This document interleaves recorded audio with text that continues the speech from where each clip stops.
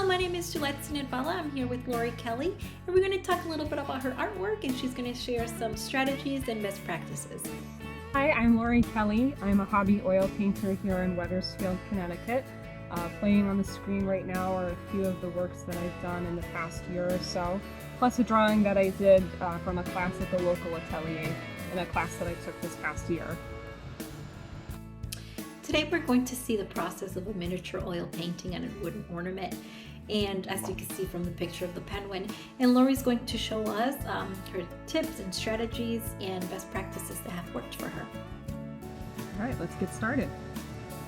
So here's a picture of the painting that I did for this, as well as the tools that I use to do the painting, and we'll get into those a lot more as we go through the process as I'm actually using them in this video to do the painting. First thing I need to do is prime the surface. So for that I have some acrylic gesso primer, and I'm using an acrylic brush. It's important to know which brushes are for acrylic painting versus oil painting. And I have some sandpaper. So why is it important to prime the surface? So when you paint on a wooden surface, the oil in the paint will actually work the wood. It'll bring out the grains in the wood. So to keep the surface smooth, we should prime it first. And because I want this ornament to look pretty on my tree, I'm also sanding the sides of it, even though they won't be painted. Laurie, when you prime the surface, how long does it take for it to dry? Gesso dries very quickly, within 20 minutes or so. Here's a picture of the penguin. Is that the picture that we're going to be working with? Yes, that is an African penguin that was nice enough to pose for me on my last trip to the Mystic Aquarium. So I have a very nice picture to work with for our penguin painting here. And what are you doing here? And what is that you're doing with your fingers? Are you measuring to center the sketch? Or? I am. I'm comparing the ornament to the penguin that's on my screen, trying to figure out how best to center him.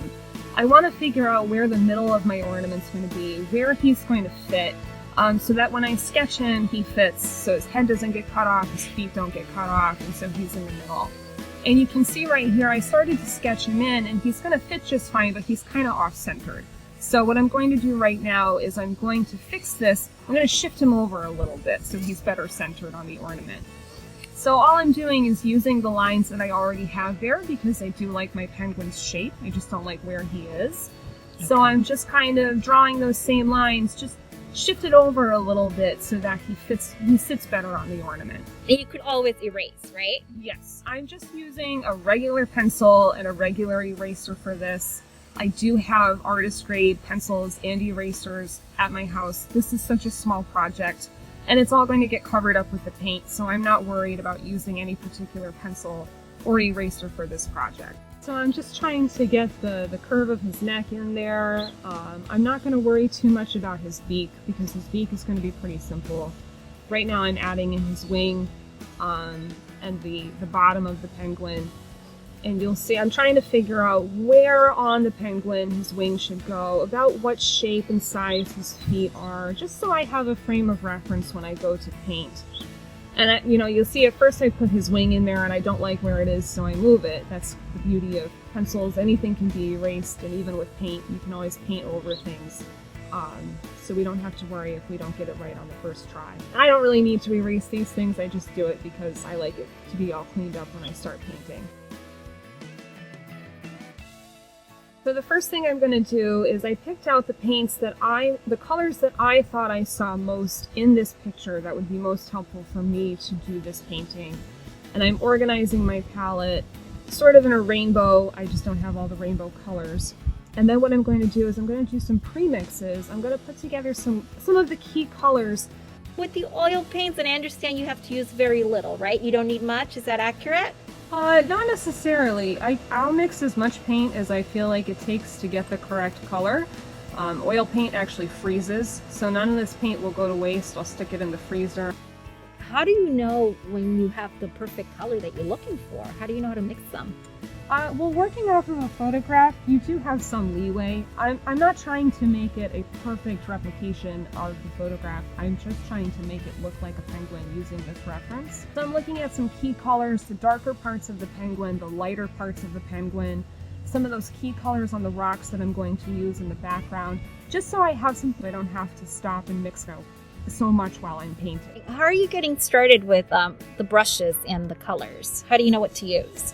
So you want to use the biggest brush that will do the job that you're doing. Now, because this is such a small painting, I'm mostly sticking with small brights, small round brushes. I started with an angled brush that didn't quite work out for me, so I ended up with a round brush instead. And I'm also starting with my darkest darks. Oil painting is easiest to do lights over darks. You can do darks over lights if you wait for it to dry and come back to it, or if you just keep applying paint until it works, honestly. But I started with my blacks, filling them in around on the penguin, and then I moved to some dark grays.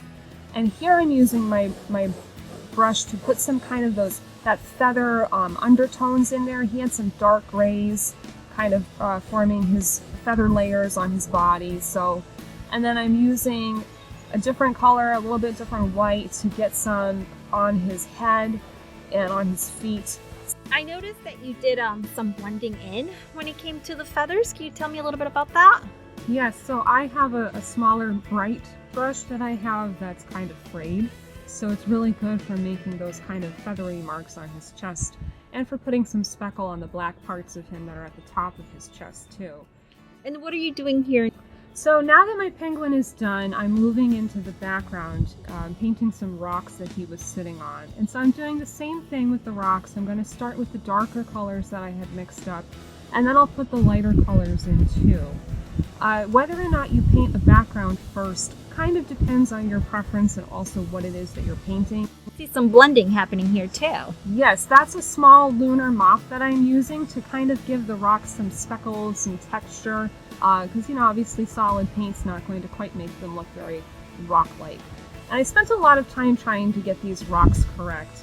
If you were painting a tree with a lot of leaves, for example, you might want to paint the background first so you don't have to fill that in. My penguin's a pretty simple shape to go around, so I'm using, again, whatever brush I think I can get the job done with that's also the biggest. And right now what I'm doing is I'm putting some sky color into the side of him. You can see I kind of held it up to make sure it went with everything first. And something to kind of keep in mind is, now I've got a chunk of color in the corner there that looks very different from everything else. So I'm going to take some of that sky color and I'm going to add it to the rocks as a little reflection, just so that color ties into the overall painting. And I also put a few little highlights on our penguin friend too. And now I'm adding a shadow so that he's sitting in the space better. It looks more three-dimensional. Comfortable that my painting is finished, so I'm adding my signature right there at the bottom. So how long does an oil painting takes to dry?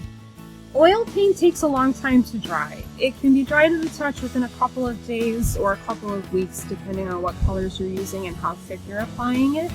In general, it'll take about 6 months to cure. This will probably be dry to the touch in about a week, I would say. Oh, great. So now cleaning our brushes. How do we clean these brushes and how do we get the oil out? Yeah, so you'll notice I didn't clean my brushes as I went. I simply wiped them on a paper towel, and I did that because I didn't want my brushes to be wet while I was painting. So I just wiped excess paint off on a paper towel. So here I have a bucket. It's actually Bob Ross brand, and it has a grate in it. And I filled the bucket with Gamsol over that grate, and then I'm just wiping those brushes in the Gamsol on the grate, and then wiping them on a mostly clean white towel when I'm done to dry them off. So thank you so much, Laurie, for sharing a little bit about your passion today. You can learn more about Laurie's artwork at Laurie_Kelly_art on Instagram. Thank you so much. Thank you.